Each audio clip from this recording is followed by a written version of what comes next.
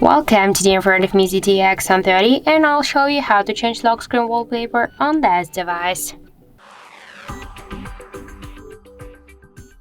So just to do that, we should first open the settings application and then just click here to the personalization settings.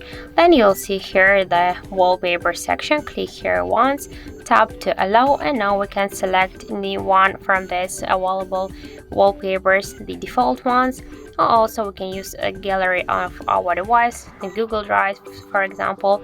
So let's just use the one from the default photos. Let's use this one.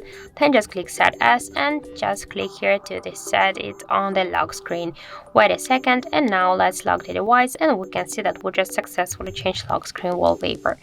Also, we can make it by the second way. Just first hold for a while your device screen. After that, on the left down corner, tap here to wallpaper icon, and just by the same way we can switch our wallpaper. So click lock screen, and as you can see, that's so simple. So that's it. Thank you for watching, and if you find this video helpful, don't forget to leave a like, comment, and to subscribe our channel.